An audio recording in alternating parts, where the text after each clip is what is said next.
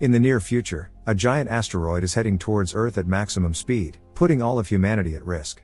To stop it, the Chinese government has launched a special operation, in which they plan to send several nuclear missiles to collide with the asteroid, launched from a huge base on the surface of the Moon.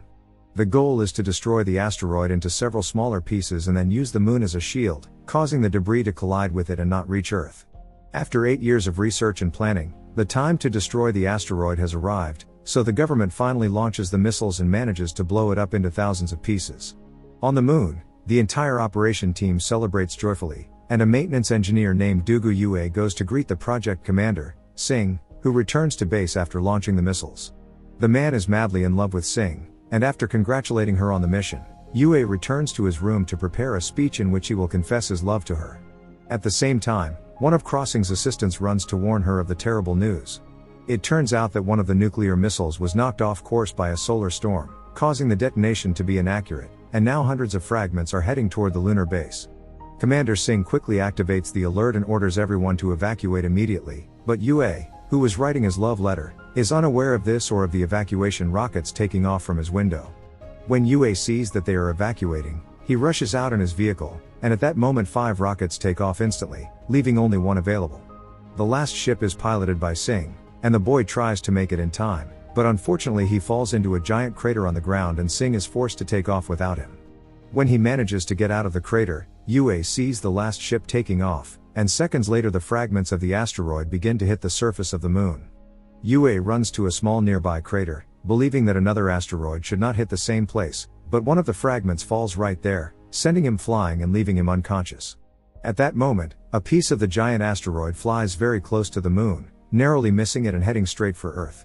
When Yue wakes up, he insults his companions for leaving him behind, but then he sees the huge asteroid collide with Earth, and after a huge explosion, he watches as his planet is destroyed. Over the next 6 days, the man tries by all means to communicate with Earth, but on the other side there is nothing but silence, so it doesn't take him long to think that he might be the only human alive in the entire universe.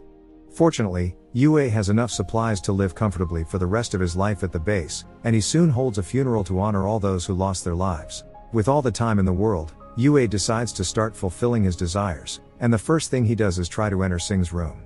After entering the wrong password a million times, Yue decides to make it easy and blows up the door. That night, the man organizes a dinner in Singh's room and has a date with a figure made of the girl. The situation is strange, but halfway through dinner, everything gets worse when loneliness overwhelms him and he starts kissing the figure. To make matters worse, it turns out that the crew of the operation had survived the asteroid's impact on Earth, and now they watched Yue's dinner with some disgust, especially Commander Singh, who was paralyzed when she saw the images. The girl feels very ashamed and wants to communicate with him, but the asteroid destroyed all communication systems between the base and Earth. At that moment, the project leader appears and tells Singh that they will cancel the rescue mission, as they believe it is a better idea to broadcast the lunar base cameras to everyone on Earth, so that they can entertain themselves watching Yue and have a little hope, making them forget the terrible living conditions they now have on Earth. Several days later, Yue finally gets out of bed and walks around the base, until he hears a strange noise coming from the warehouse. When he goes to investigate, he finds a suggestive shadow of what appears to be a woman, and he is happy to believe that he is not alone, but he is surprised to see that it is a giant kangaroo, named King Kong Guro, who is eating the food in the warehouse. Kong had been brought to the lunar base for research purposes, but Yue is unhappy with his presence and grabs a shovel to try to chase the kangaroo away from the food. However, the animal is much stronger and smarter, and it is Yue who ends up running away.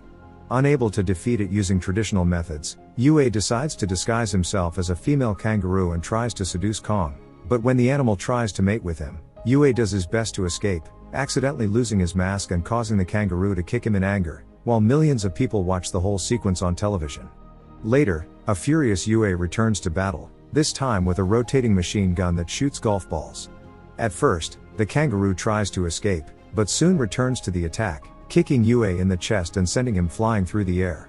The two continue to fight, but Yue soon discovers that the communication system is receiving a signal from Earth, and he looks at the man in disbelief, regaining hope in humanity and its future. However, unbeknownst to him, it is revealed that the signal was accidentally being generated by the kangaroo's tail. With his hopes restored, Yue points to Earth and proposes that Kong work together to try to return home, but the kangaroo instead punches him in the face. More than 6 months have passed since the day of the incident, and both Yue and Kong have learned to live together.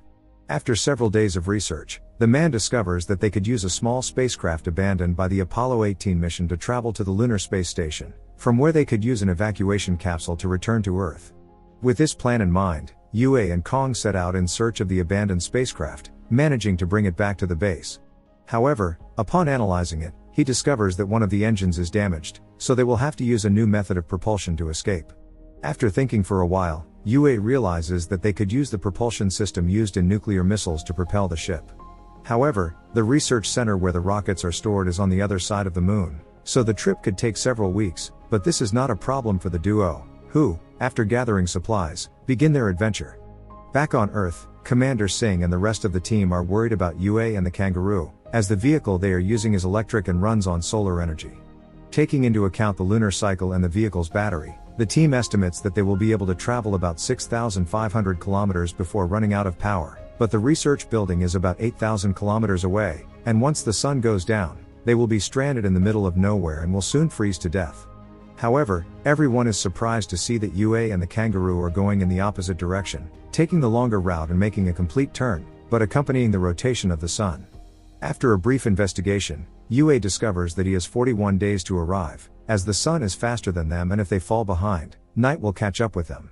According to his calculations, he can only sleep 4 hours a day, and as time passes, the lack of rest begins to take its toll, but they do everything they can to stay awake. After several days of travel, the two manage to reach the research center, where they find the nuclear bomb next to the device that propels it. Now they have to take it back to base, but Kong starts pressing all the buttons, putting the mission at risk. As punishment, Yue locks Kong in the vehicle's trailer, and after loading the propellant, he continues his journey back. The journey is complicated, and Yue is very tired, so he doesn't notice when the trailer carrying Kong detaches from the vehicle. Several miles later, Yue discovers that his friend has been left behind, and although he may lose what little daylight he has left, he cannot let Kong die, so he goes back for him. The survivors on Earth are delighted with the decision, and after several hours of travel, Yue is finally reunited with Kong, who licks him with joy for not abandoning him. The two quickly continue their journey, trying not to fall asleep as the sun sets on the horizon. Despite their efforts to reach their destination, the sun finally sets completely, leaving them in darkness in the middle of nowhere. The vehicle begins to use battery power, which quickly runs out, so Yue even turns off the heating to be able to drive a few more kilometers. Unfortunately, this is not enough, and the vehicle runs out of power just 55 kilometers from the base.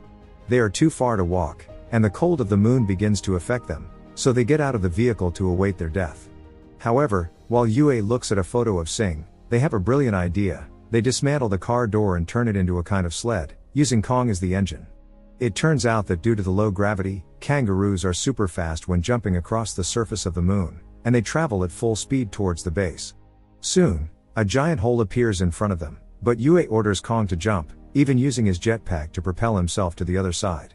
On Earth, everyone watches in admiration, and they finally make it to the base, giving the rest of humanity the hope they need to keep going. Eventually, Yue manages to recover the missile and bring it back to the base, eagerly preparing for his return to Earth. However, unbeknownst to anyone, a second asteroid is lost in space. Later, Yue is happy to see another signal from Earth on the monitor, but soon discovers that it is Kong who is causing the interference, and once again loses hope, believing that he is indeed the only human in the entire galaxy. The man thinks about abandoning the mission and taking his own life, and seeing this, the people on Earth finally decide to contact him, so they all gather in various parts of the world and shine their flashlights at the moon.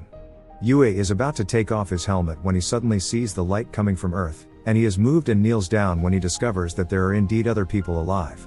As time passes, Yue manages to repair the communication systems and is finally able to contact his team, especially his beloved Crossing. In addition, his teammates tell him about the cameras and the worldwide broadcast, which has made him a superhero to everyone on Earth. As the days go by, the team helps him repair the ship, and Yue enjoys every moment he sees Crossing. When the ship is finished, he takes a moment alone with Singh to confess that she is the only reason he joined the mission, as he had initially rejected the offer, but when he saw her at headquarters climbing the stairs, he decided to accept. The next day, Yue and Kong prepare to leave, managing to fly the ship and enter orbit.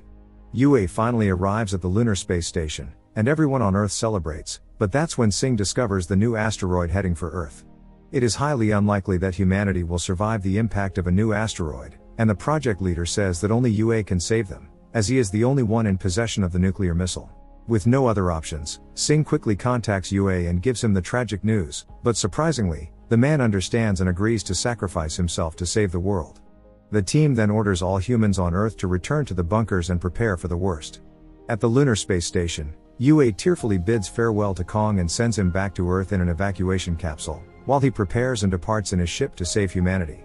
After several minutes, Yue finally approaches the asteroid, but enters an area full of small rocks. The man tries to dodge them as best he can, but unfortunately a rock hits one of the thrusters, and the ship begins to spin uncontrollably. Quickly, the man opens one of the hatches, depressurizing the ship and stopping it from spinning.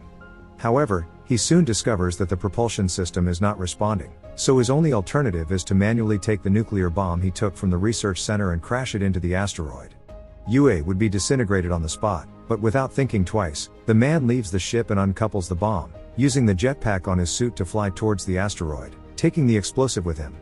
Everyone on Earth cries as hundreds of rocks hit Yue's suit with force, and at the last moment, the man thinks of Singh, then goes down in history by destroying the asteroid into millions of pieces.